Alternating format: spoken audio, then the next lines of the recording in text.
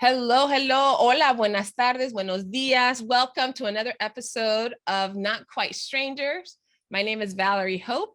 I am your host. I'm also a professional speaker and a leadership coach. And this opportunity to have two strangers come together and have a meaningful conversation is one of the probably the most fun things that I do in my week. As you all know, you've probably seen several episodes before. I try to mix it up a bit. And today's mix up happens to be very special.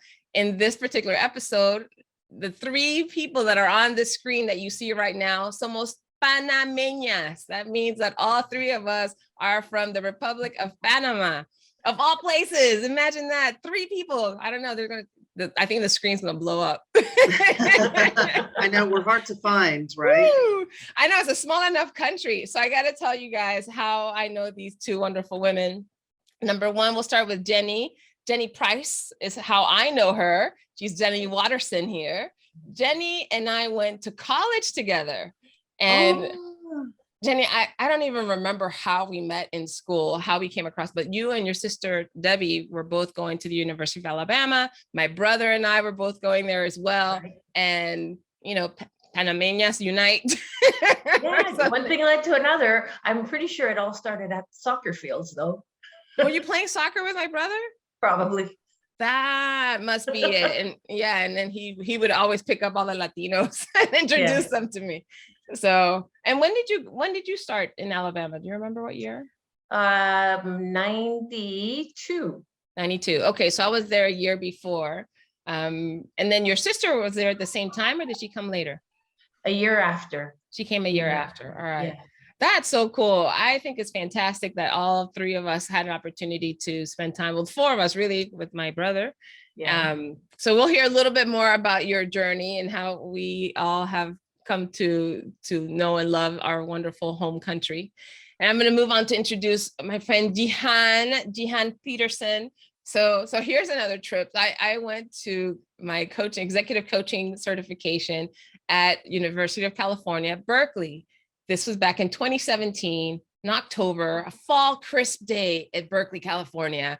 And there's 24 people sitting in this room, and we're all talking about who we are and why we came to get an executive coaching certification.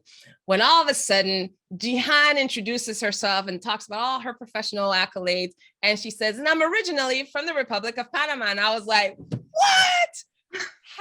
What are the odds that across the country from where I live, we would find another Panamanian in the same room for this 10-day program that we did. So Jihann, it's been so cool to be because then people know that it's a real country. I know. I mean, I think we're all used to being always the only Panamanian, right? Yes. Anywhere. So it also when Valerie was like, no way, I'm from, what? Well, you know, here lately, I always get asked, is that an island? Or are you talking about Florida? And I'm like, an island. I've never quite heard of Panama referred to an island, but I get that too. Hopefully we'll give a few people some good new information that they can hold. Well, we should. This is not the Nat Geo or anything like that. So I don't know in depth we're gonna get into the country, but for sure, I think one of the things I appreciated about the connection that the three of us have made is, first of all, Jihann, you and I met each other back in 2017, and just over the past year have really been in the same orbit because we're both doing a lot of work with the Berkeley executive coaching team. But we haven't seen each other since 2017. And you live in? I live in London, England. But you were not there before. Were you in the Netherlands before? Where were you? Good memory. Yes, I was in the Netherlands. So when we did our coaching certification, I was living in The Hague, Netherlands. Okay. And then the year after, in 2018, was when I moved to London. Got it. Okay. And then ever since then, I know we've had a few Zooms here and there. And Jenny, you and I haven't seen each other in like 25 years. Yes. Wow. That's a long time. Yeah. So what happened after college? I mean, without going into like 25 years of history, but give me a couple highlights. You know, I guess I could say I fell in love. I had married for now, gosh, almost 23 years. And so I'm now in Houston, Texas. And we really do love it here. We've done a couple trips into Louisiana. We had a couple, maybe a year and a half or so in Louisiana, and then 2 years in South Carolina. But we're definitely happy to be in Texas. Okay, you kept it in the South though, huh? Yeah, we did. And is your husband, did he go to Alabama with us too? Yes, he did. What's his name? John Watterson. John? Yeah. Ed may know him. Your brother may know him from playing soccer, but he was in the engineering. Gotcha. Okay. No, I don't remember. The name doesn't sound familiar, but that's so cool. All right. So I want to, first of all, I always like to ask my guests, what had you say yes to being on a podcast and meeting a stranger in such a public forum? Why did you guys say yes?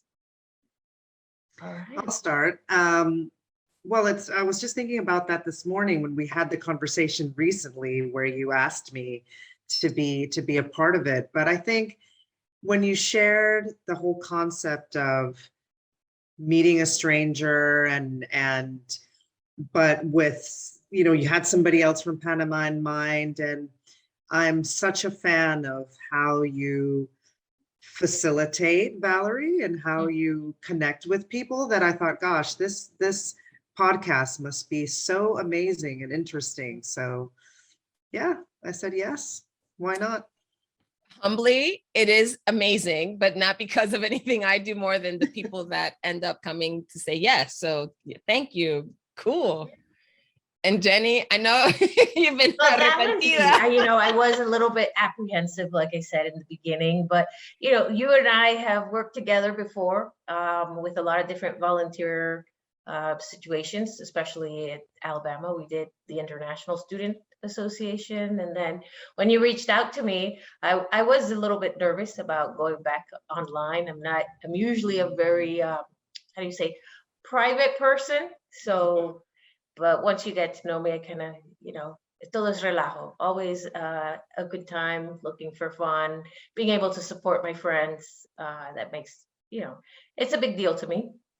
I like being able to do that. So I appreciate the support. And look, I don't take for granted that it can be nerve-wracking for people, like, who am I going to meet and why and who's watching and all that good stuff. But if nothing else, we're going to have a good conversation. If nobody else watches this podcast episode, it won't be a waste. I promise. All right.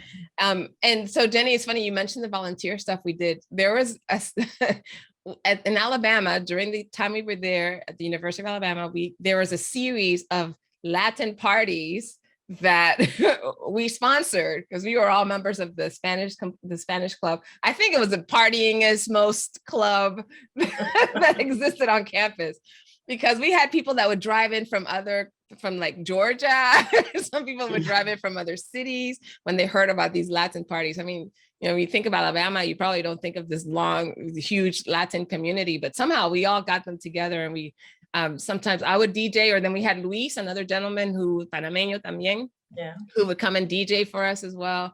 The purpose of me saying all this is I'm curious, how do you guys stay connected to your roots? Like, tell us a little bit about what are the roots and how do you stay connected? Well, I guess I'll take this one first, if that's all right, Jihann. I do a little bit, mostly I keep in contact with my family. We like the WhatsApp platform the most, but there's so many different groups for Panama that thankfully I have my friends and colleagues from high school that always send out, hey, you need to be a member of this group. You need to be a member of this group. And from that, I have learned a lot of like historical data. I grew up mostly with the Canal Zone area. So that's always fun to see those older pictures. A lot of them are years older than I have. And it's fun to be able to say, hey, Dad, do you know who these people are? Or they actually say, oh, I remember this, and they share all these wonderful tidbits with me. I grew up on the Atlantic side, and our roots there are, very, very, I guess a little bit different than growing up on the Pacific side, which is where the main city, if you will, was located. And I was able to split being on both the American side and the actual local Panamanian side, just because of the diversity of my family. And I think that kind of has really kind of shaped who I am as a person, because I've grown up with both cultures to some extent. So you might have to express to some people, right? So we have so north and south in Panama is a little bit different than most people because we have a little bit of an S curve here. So when you say the Atlantic side, are you talking, were you in Colon or what? Were you in a major city there or what, where exactly in? Colon is the province, and I grew up closer to the Canal Zone area versus the actual city of Colon. Mostly, I guess you would say Margarita, Coco Solo. Actually, my high school has disappeared and is now a container ship yard. Oh. Yeah. So that was kind of sad, but it's always great to see all the pictures popping up, bringing up good memories. I'm not familiar with that area at all. We grew up in the city, in the capital. And my dad joined the military when I was 9, which is why we immigrated to the US. And so my memories of Panama tend to be like childhood memories. Even going back as a teenager or even as an adult, I felt more like a tourist. So it was like relearning stuff. I don't really feel like I connected beyond that 9-10-year-old Valerie self. Jihann, what about for you? So I'm sitting here and listening to Jenny's story and your tidbits, Valerie, and it's so amazing how much I think we already have in common. That I also, my family on my mom's side were my grandfather grew up in the Canal Zone. My mom also worked for the Americans as a civilian in Panama because there was such a huge American presence while they were still manning the canal and still had ownership of the canal prior to 1999. So, and my mom also married an American. So for some years, I also went to school in a military base while living in Panama, and my family was all in the city on the Pacific side. So I can totally relate to that duality of American and still, Panamanian, very much alive. And I don't know if you know this, Valerie, but when I moved to the US, when I was, almost 13 years old, I moved to Alabama. What? No, where? To Montgomery. Look at that. Yeah. Your dad was in the Air Force? My stepdad was in the Air Force. Yeah. Fascinating. So we lived about 2 hours from Montgomery in Fort Rucker, Alabama. That's okay. Well, we ended up there after some other travel, but that's look at that. Yet another point of connection. Yes. That is just a small world. Yeah. That's where I did high school. In Montgomery, Alabama. Look at that. So I have to ask though, what's your sense of humor? Is your sense of humor tending to be more American or more Latin flair? Both. It depends on who I'm with. Yeah. It depends on who I'm with. When I'm, to answer your first question, how I keep the culture alive, also living away from so long, I try to go as often as possible. And that's, with COVID, that was really, really tough.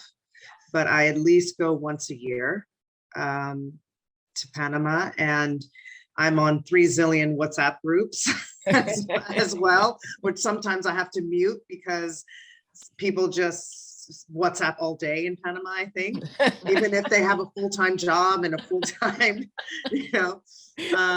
but I still have, even though I moved away, I've managed to keep very connected to friends down there, and I have lots of family. So I'm really, I try to keep that connection alive as much as possible because it is really important to me.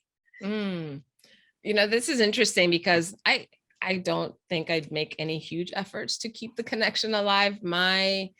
Most of my family now live here in the States, most of my relatives, with the exception of a few cousins, handful of them really. And so like 2/3 of everybody lives here in the States. And how I stay connected these days is through social media. I belong to this Panamanian foodies group on Facebook.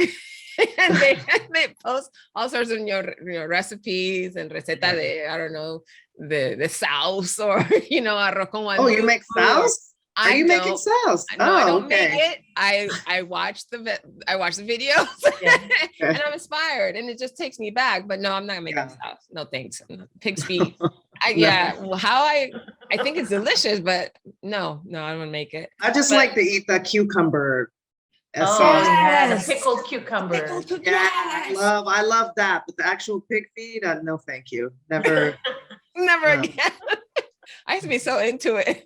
Do you guys cook any Panamanian food? Oh yeah. What do you make? I think, my kids aren't super picky, but if I make Panamanian food, it's like, can I have more? Thank you, Mom. Can I have more? What kind of stuff are you making for them? We make gallina guisada, arroz con pollo, arroz con guandules y coco. One of them likes los platanitos that you were just eating, but he only likes the crispy ones. They haven't really gotten really comfortable with no patacones yet. They like patacones, but not the ripe plantains. Okay. On the ripe plantains. Yeah. Oh, it's so fascinating. It is. And then my mother-in-law, love her to pieces. She loves flan. So anytime we get together, I always make her own little flan, Oh. Yeah. You gotta keep her on the good side. You asked a good question, Jenny, earlier about sense of humor. So I was curious, maybe you need to, for people who are not familiar with what the distinction in sense of humor might be, what did you mean by American humor versus more Panamanian humor? Give us a sense of what you gosh, a good example. Wow. Well, for me, I just find that I catch on to the jokes and the intention behind them much faster when they're told to me in Spanish. I have to think through them in English. I don't know if it's a lot of like, I've had an old work acquaintance who would always tease me, Jenny, do you remember this show? And I go, well, I remember watching that in Spanish. So it was like the Monsters or the Beverly Hillbillies. Everything was in Spanish, So it was so easy to capture the jokes and everything behind them. But when you put them into English, I have to think. And I don't laugh as quickly or as spontaneously as I do with the Latin ones. That's interesting. Do you have and you?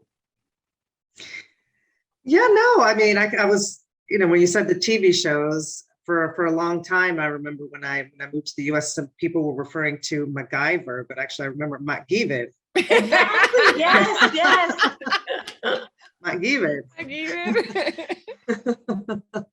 But no, I think I guess it depends on who I'm with. I've lived in so many different places now that I think one of my strengths is just to kind of adapt and assimilate as quickly as possible. And I had to do that moving to Montgomery, Alabama from Panama. That was the biggest shock, and still to this day is the biggest shock of my life. So, the minute I left, I never went back. But I think I embraced what I lived in the US culture. And actually I haven't lived in the US since 2003 now. Yeah. So it's been Europe the whole time since then? Asia and Europe. Okay. Yeah. It's so interesting.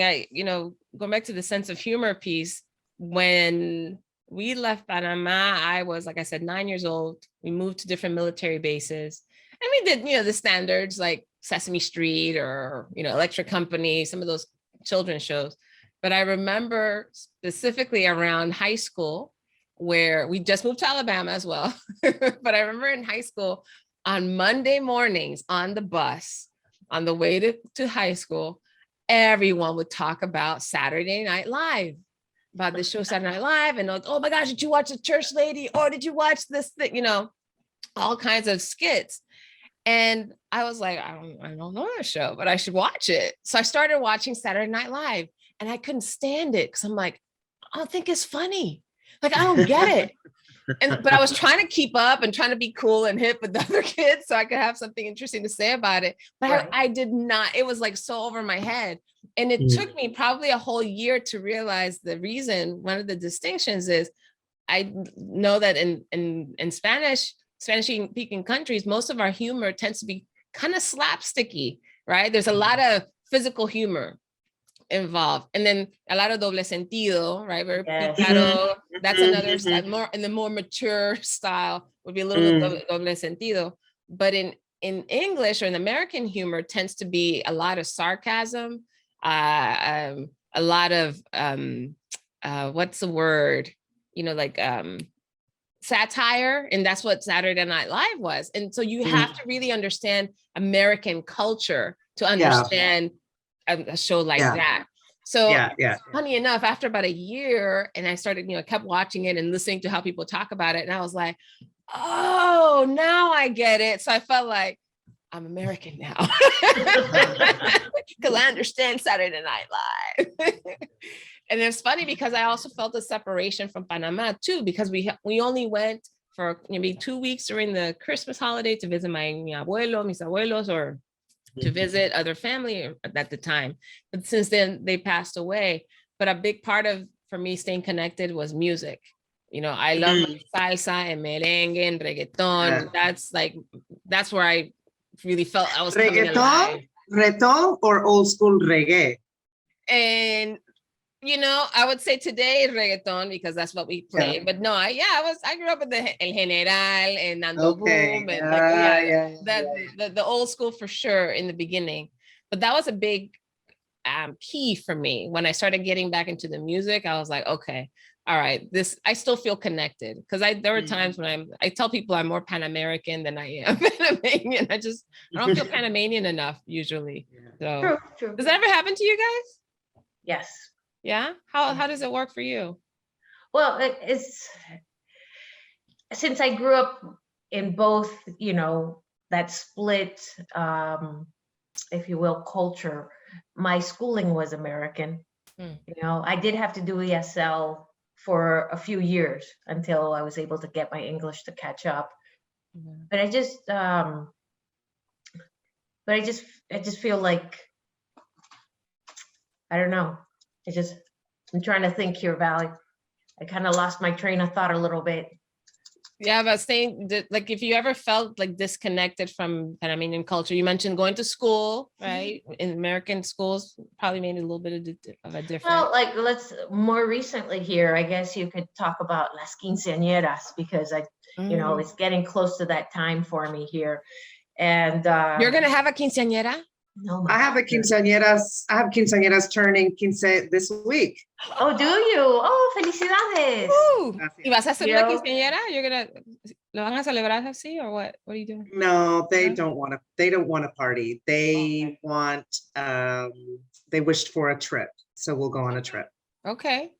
My daughter's the same way, you know, but we went to one of her friends and I was like, wow. And I go, Mom, well, how did I not know all this stuff? I didn't realize that they were so very much tied to religion, and there's a significance between each little step. And she goes, oh yeah, that's normal. And I go, wow, well, I guess I feel a little dumb because I guess I just didn't realize it, you know? Yeah. And she goes, well, you know, it depends on the individual families. It depends on you know, what you want to make of it. I'm blessed. My daughter said, no, I don't want to party. I want to go on a vacation to the beach. So we'll see how we can make that one. That generation, you know, so funny. I don't have kids. I have nieces and nephews, and my 13-year-old niece is already talking about how she wants a quinceañera and she wanted Panamanian style y quiere ponerse una pollera. We've already started looking at polleras, and I'm like, So it's so interesting how their generation has really connected to, or wanting to connect to, the Panamanian side of their culture. Although my brother, all three of my brothers, with the exception of my older brother and I, we're the only two that speak Spanish out of our siblings. The two younger ones, we're only four, they're twins. There were only four when we came to the States.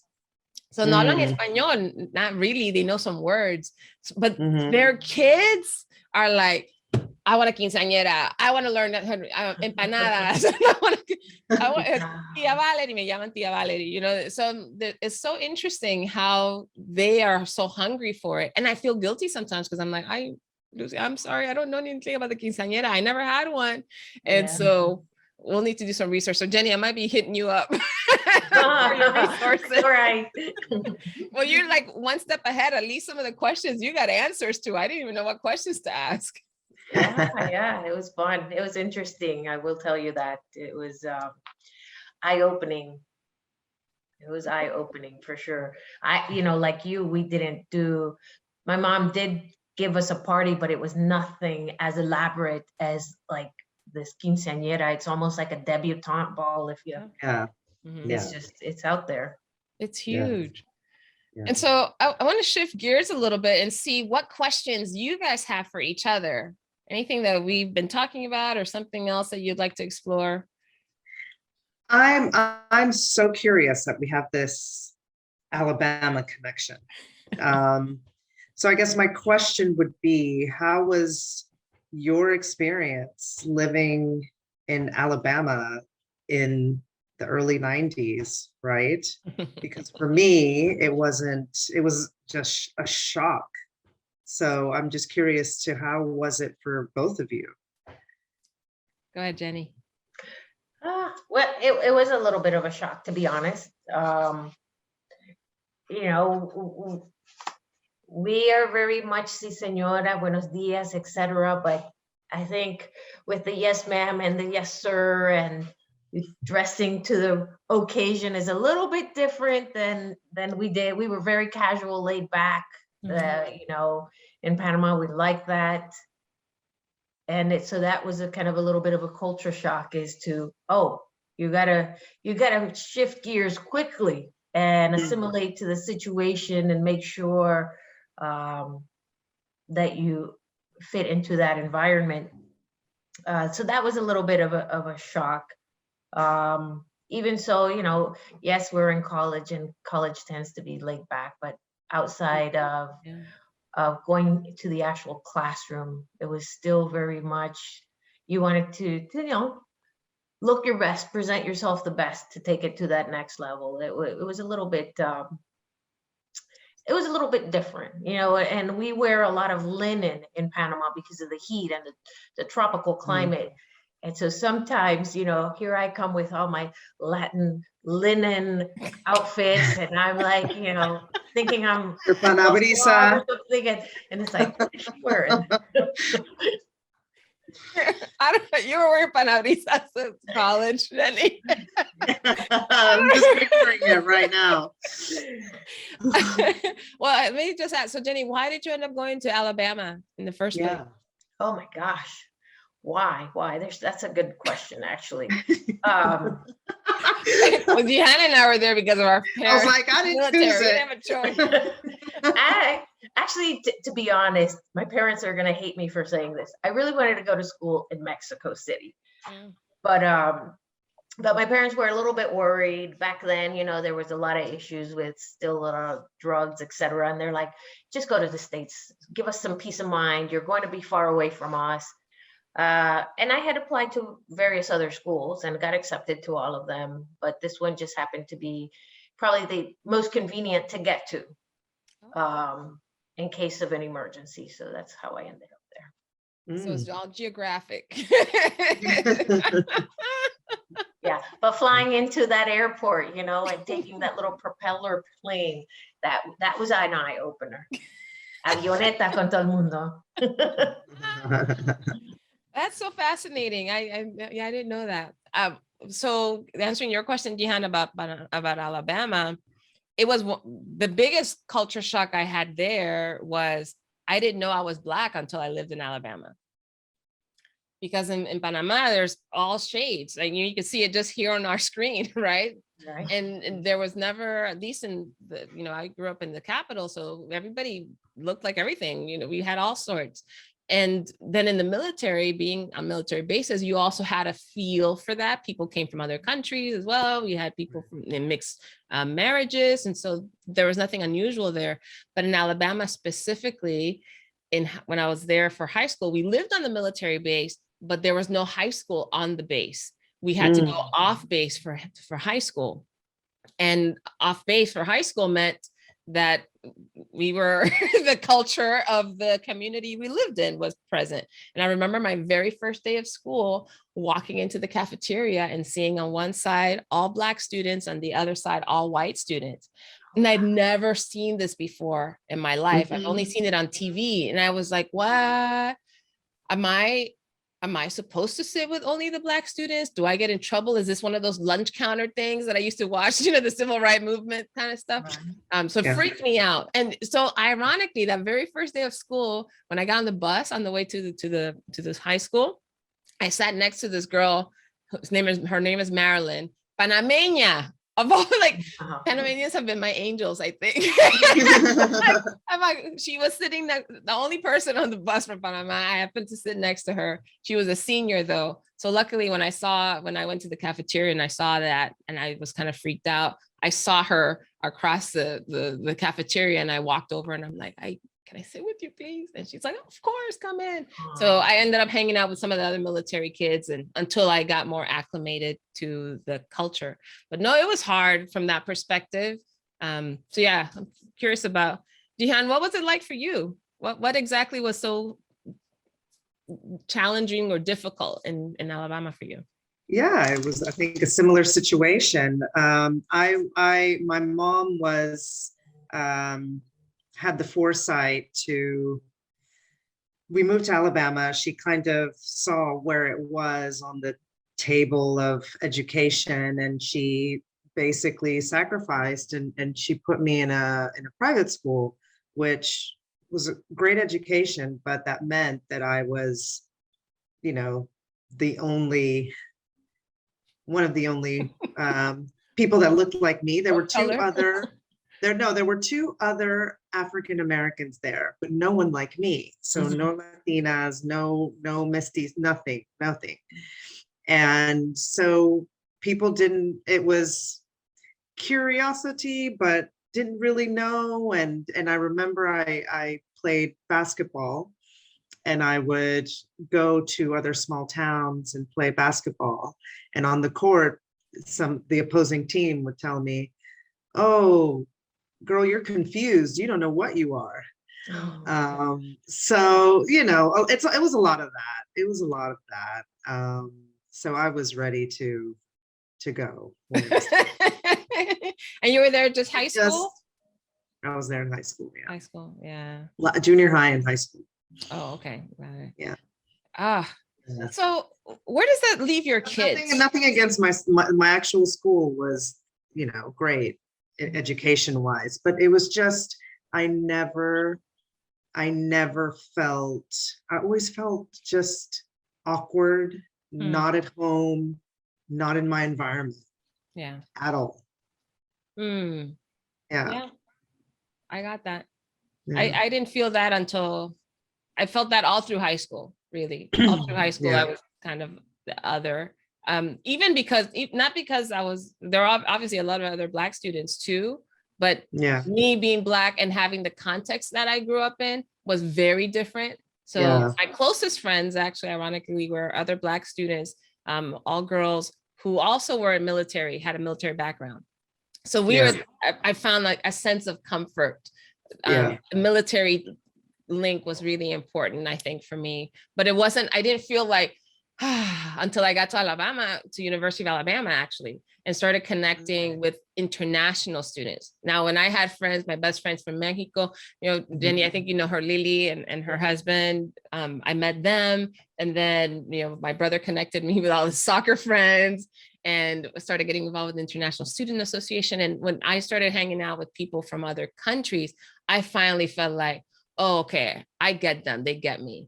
And although I was far removed, right, I was a younger immigrant compared to many of them, the conversations about trying to figure out who I was and why, if I fit or didn't fit, didn't seem to matter as much. Yeah. So that was huge for me. Yeah. So Valerie, I went to university in Texas. I told you this, right? I forgot, but wow. Okay. Yeah. So it's funny, after I left Alabama and went to Texas, that was when I actually, for the first time, was like, oh, okay, I'm, I feel like I belong here, weirdly, because I think in Texas, at least then there was more of a Hispanic Latino than there was, at least where I was living, because I didn't go to Union.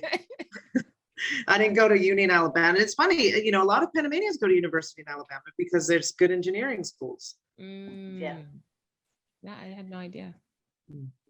So where does this leave your kids? Both of you have kids. So Jihann, you have two? I have twin girls who are turning 15 on Friday. The twins. Happy birthday to them. Yes, happy birthday. Thank and you. Jenny, you have 3? No, 2. Just you 2. You have 2 as well? Yes, I got 4-legged babies though. I got 3 4-legged babies. Okay, got it. But 2 2-legged babies. Yes, I got the yin and the yang. I got lucky, blessed with a little girl and a little boy. So where did they, when you guys think about your kids and their own cultural heritage and identity, what do they talk about? Like I've told you, like my nieces and nephews are trying to connect with their Panamanian side, although they're much further removed even than I am. But where does this leave your kids? I think, well, more so for Isabel, she's really more in tune. She wants to learn more about the culture. I was very fortunate. I have my grandmother's pollera that she handmade. Yeah, so I was able to get that. I also have my mom's montuno when she used to dance that. And so we were able to she had a homework assignment. She goes, Mom, this is perfect. And so we got her all dressed up with los tembleques and everything. Oh. And so she was able to do her little interview for that. And like I said, she's really wants to learn more about it and keep going and wants to talk more Spanish, but then sometimes feels a little bit, I can tell, like a little bit shy or uncomfortable. If there were more ways to get her to have open conversations, that would be great. John is now taking Spanish, and so he's also in that I'm trying to learn stage. Okay. But everything, it's so hard because the school, the friends, everybody tends to be doing everything in English. So outside of that, it really kind of is put on us to teach them. And it becomes a little bit of a challenge, to be honest, trying to balance giving them a little bit of the culture and all the extracurricular activities that we're involved in. Yeah. Is your husband Panamanian too? No, Blanquito. Okay. And so at home you only speak English then? Well, a little bit of both. We try to do a little bit of both, but mostly primarily English. Yes. English, okay. Jihann, tú y usted? So my husband's Danish, from Denmark. So we decided early on when they were born that it was actually, looking back, I don't know how we got through it. We decided that I would only speak to them in Spanish. He would only speak to them in Danish. And then when they got a bit older, where we actually had to have communal conversations, and when they went to school was when we said, okay, we'll only speak English at the table. Oh. And then we would go back to our respective languages. So I've spoken to my girls all this time in Spanish. Wow. And which has been hard. And as they get older, it gets even harder because they want to have deeper conversations and they speak, home Spanish. They speak it perfectly, but it's still home Spanish. But now they're actually taking it in school. So they learn proper grammar. and learn all the verb conjugations and everything. Yeah. So there's hopefully, that brings it up a notch. And like I said, we go once a year, and they're very connected to my mom and my family there. So they're, I mean, my mom and my aunt are here right now visiting from Panama. And so it's a full month of intensive language. It's solo en español. That's really brilliant that you guys did that. My parents changed the language for us because when we came and didn't speak any English, they were really afraid that that would impact us in school, because a lot of their colleagues whose kids did not make the switch fast enough got held back a year. And my parents were like, nope, that's not happening in English. So, and both of them were bilingual anyway. So they just switched it up. The challenge though, is we lived in communities, kind of like what you're saying, Jenny, where everybody spoke English only. And so we had no choice in school, our neighbors, at church, everywhere we went was only English. So we learned English very fast. Y el español se quedó atrás, we just forgot it. And it wasn't until I went back to Panama. I remember my first time going back, I was 14. Yeah, from the time I was 9 years old to the time I was 14, I had not gone back. When I went back, and I remember they invited me to a party, some of my friends, like vecinos, hey, Valerie, babe, I want a fiesta. And I was like, oh, and I understood everything. But I was at this party with a bunch of teenagers and everybody, echando cuento and everything. And I was like, how do you say? Oh, and I couldn't think of the words. I was so embarrassed. And especially when they started calling me out, they're like, ahora te crees americana. Te volviste gringa. They had all kinds of comments for me that I was like, oh crap. Okay. So I came back I remember after that visit, I was like, I'm taking Spanish classes. I'm going to get back into it. And I did Spanish classes, and I ended up majoring in Spanish too, because I've taken so many classes. I got into master's level stuff, but yeah, it's work. It's work to get into the culture. It's work. It's hard. It's hard. But just from a practical purpose, Spanish is a great language to know. Apart from the cultural connection, the doors that it will open for them to know Spanish is key. What's it done for you guys? Jenny, I know that your computer seems to be glitching over there. For a second, I was like, te dormiste. It is, a little bit. I was like, did Jenny fall asleep? No, it's been like this all day, to be honest. I don't know if it's the weather or what, but anytime we have a lot of rain or it's super windy, it becomes a challenge to deal with our internet. Well, you're back now. When you talk, it's fine. I mean, you have to get you talking, keep you talking. So, we were talking about Well, actually, no, I'm going to pause. I was going to ask another track, but Jenny, do you have a question for Jihann? Oh my gosh, I don't know. I guess how I'm always curious of how quickly it was for you to adapt to being in Europe and integrating the culture, your husband's culture, and balancing it out with yours, because those are very different. Yeah, it's not easy, and it's hard work. And I think I think Christmas is the best example of how we've just combined the best of the Panamanian culture and the best of the Danish culture. And so the Danes are very much, they have a itinerary about their Christmas and what they do, right? So it's like, at 8 o'clock we do this, at 9 o'clock we do this, at 10 o'clock we do this. And they're beautiful traditions. And the Panamanian way is just, you eat a lot, you drink a lot, and you dance and you go to church. Basically. That's it.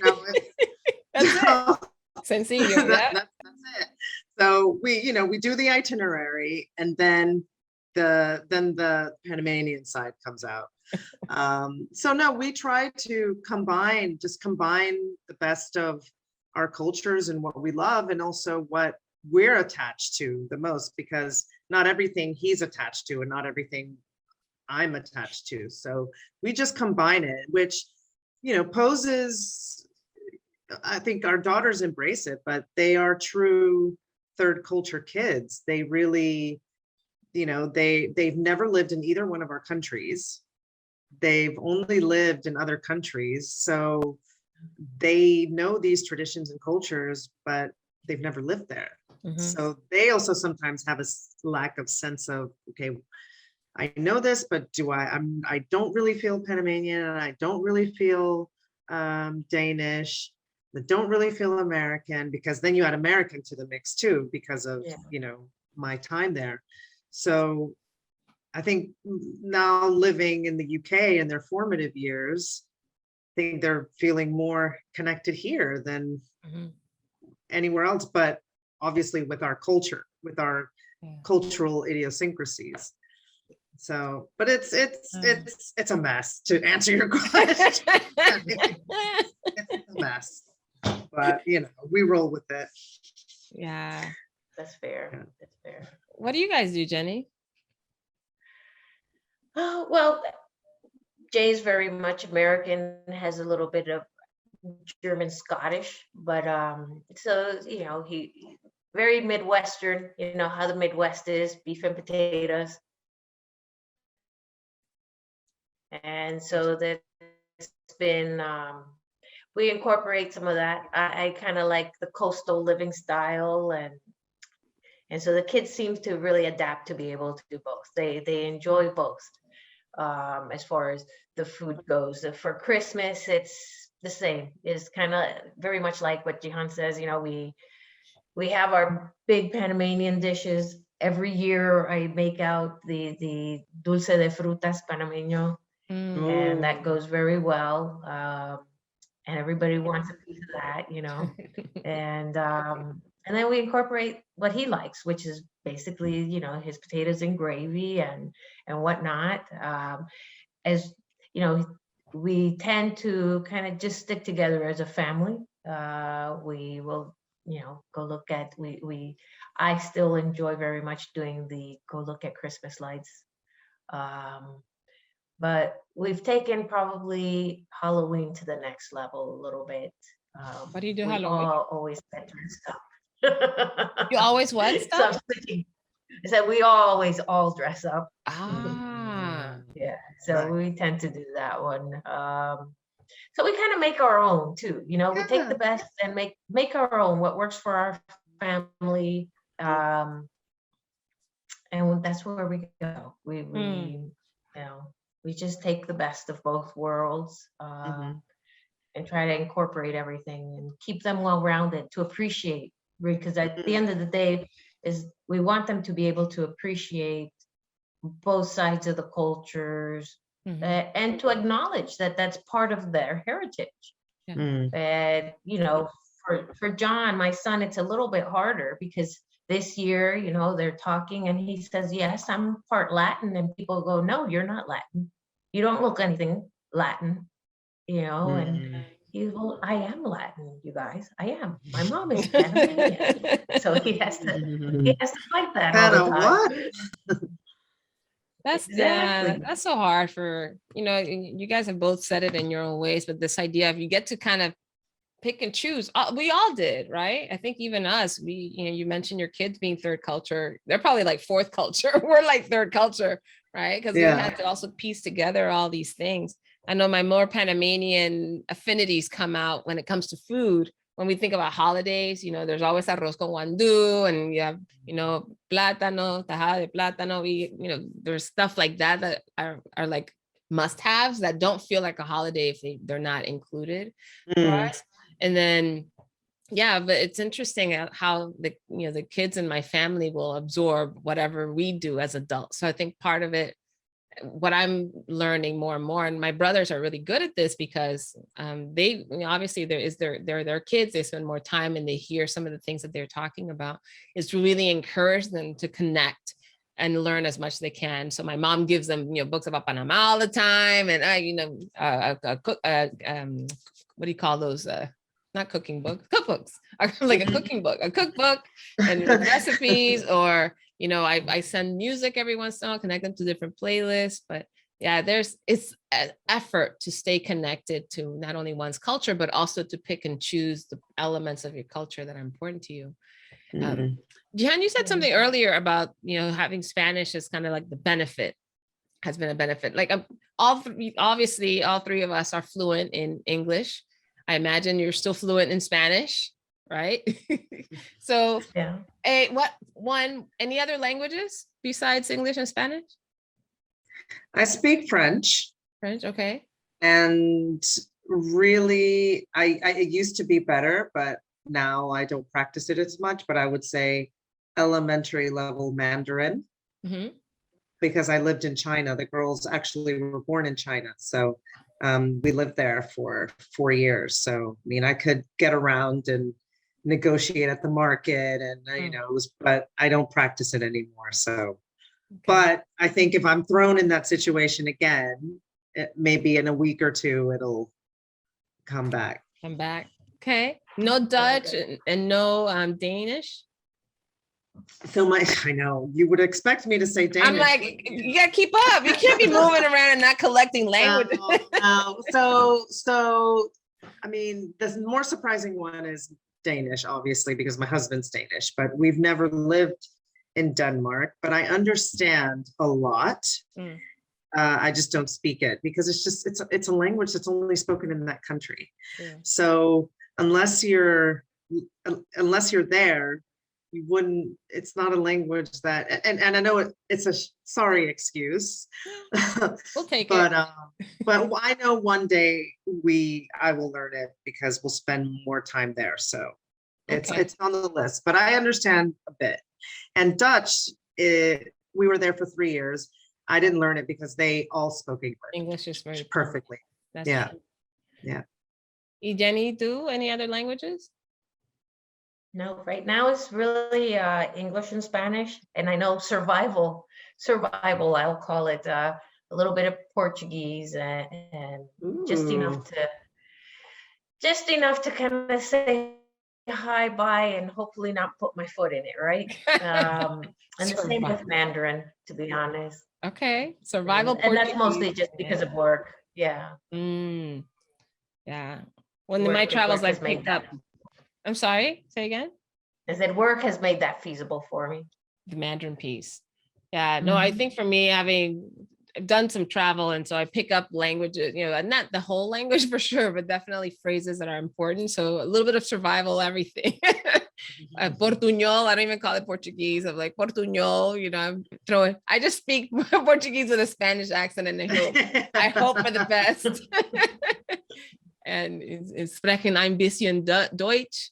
I try to do a little German and, French, and I've taken some French, but not really done anything. But Spanish by far has had the biggest impact on me. So I was just curious about what role does Spanish speak in your life outside of your home today? I have clients in Spanish. So that's really useful.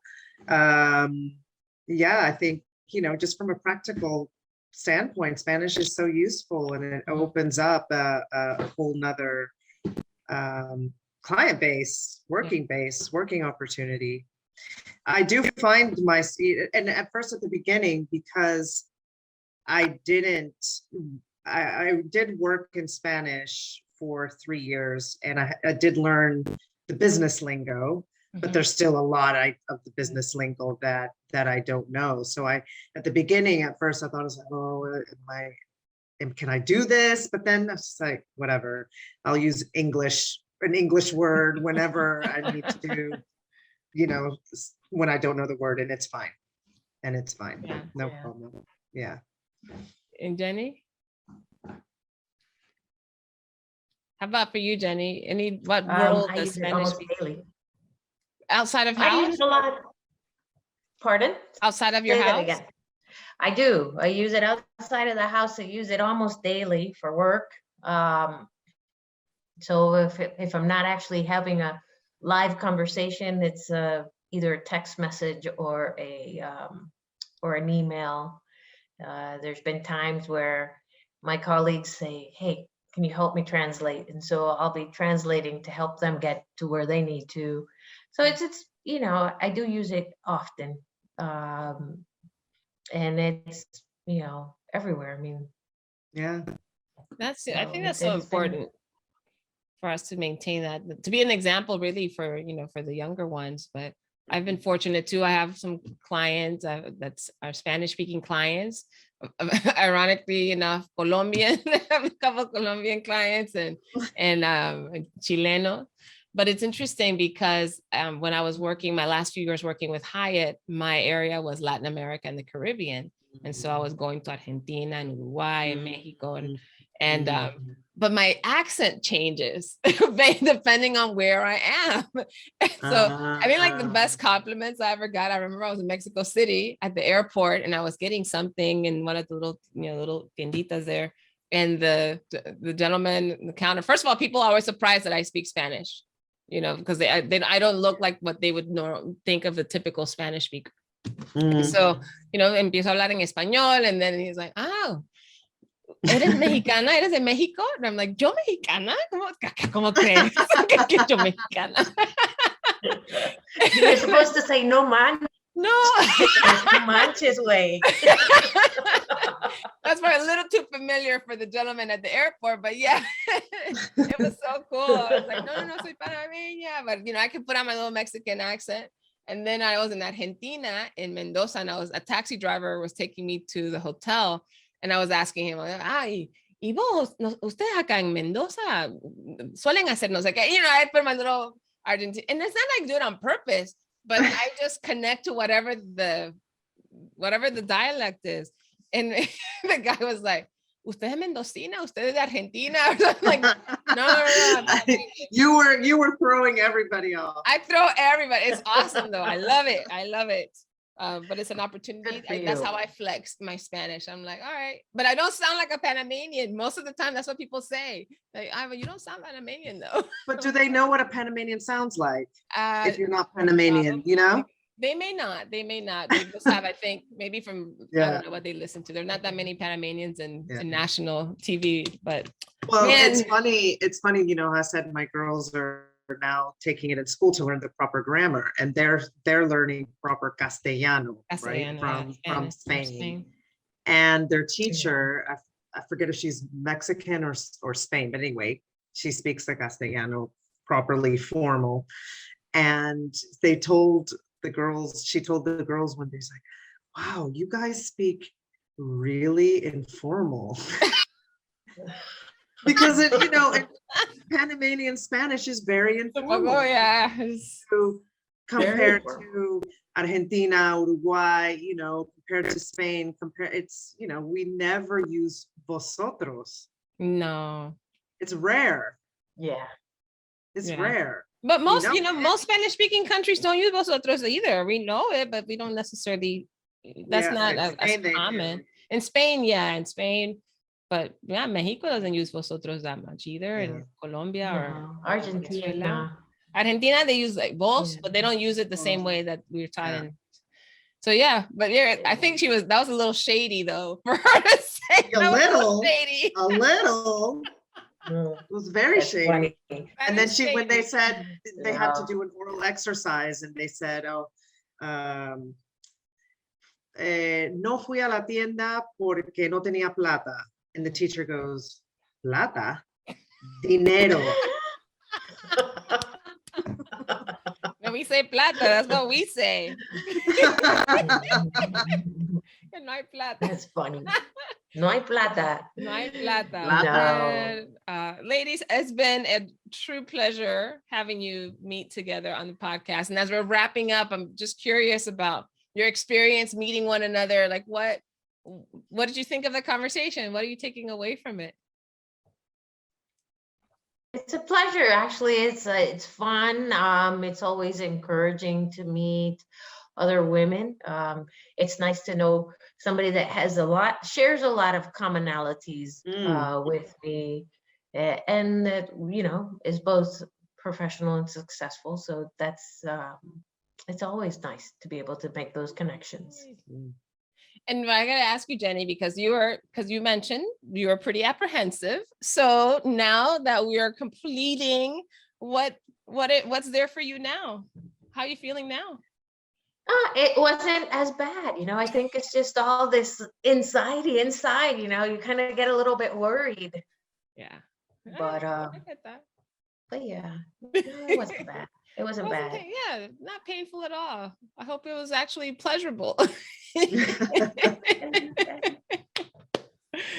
Jihann?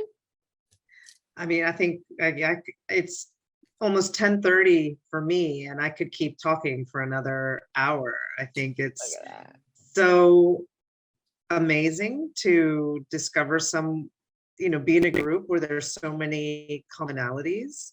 Mm-hmm. And I mean, what a coincidence, and how beautiful. I think. Yeah. I think we could, like I said, we could spend hours talking here, sharing war stories, telling jokes, mm-hmm. So no, thank you so much for inviting me to be a part of this. And it was so great meeting you, Jenny. Yay. I'm glad you guys said meeting yes. you also. It's so great to reconnect with Valerie, 25 years. My God. Yeah. Yes. That's the benefit of having a podcast, that I can reach out to like random people and go, hey, I'm doing this podcast. I did reconnect with this girl two actually, who were in the military when we were stationed in Hawaii. I was there from 5th grade through 8th grade. And both of them were friends of mine when I was in the 7th grade. So I connected them together on the podcast as well. So we had even more like childhood level stories. It was really fascinating. So I'm really super excited that the two of you guys got to meet, that yes, we have Panameñas, es que estamos en algo here or wherever it is in our little corner of the world. And I'm curious if anybody that's listening to this has heard any of our conversation, any piece of wisdom, advice, or challenge that you'd like to extend to them? What would you want to tell the people who've been listening? That's a good question.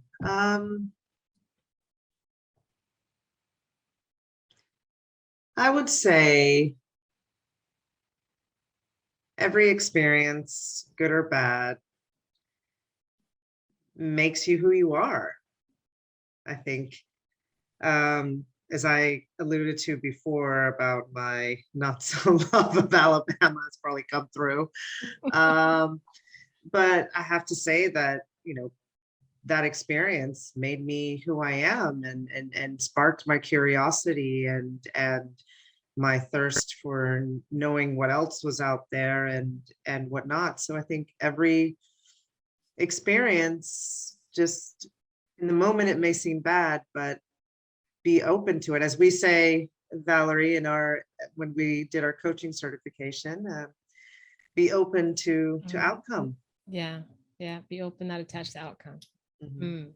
Okay, nice, Jihann. And Jenny, what about for you? Any piece of advice or recommendation or wisdom?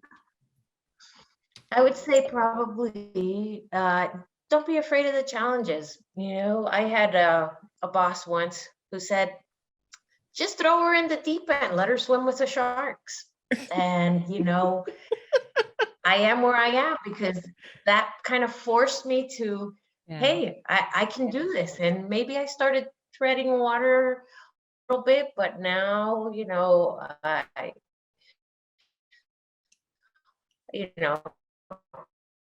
there's areas where obviously I have a lot to the various people I work with, and there's situations where I don't have it and I can lean on them as well. So don't be afraid of a challenge.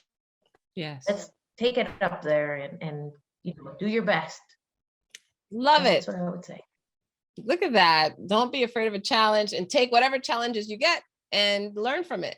Sounds like good combo. That's a little 1-2. Boom. Like mano de piedra. Mano de piedra. Good for you. So the ladies, don't go anywhere. I'm not done with you, but everybody else who's been tuning in, thank you so much for listening to this episode of Not Quite Strangers. Hope you learned something. If nothing else has made you more curious about the people around you, which is really the purpose of this podcast, is to inspire curiosity, build connections, as you saw and witnessed here, and also really interrupt and disrupt how people interact with strangers. So go out, find a stranger and ask them a bunch of questions. Tell them Valerie told you to. Thank you all so much for tuning in and have a wonderful rest of the day. You've been listening to the podcast Not Quite Strangers. Be sure to subscribe or follow on your favorite video or podcast platform. And for more information and content, go to notquitestrangers.com. See you next time.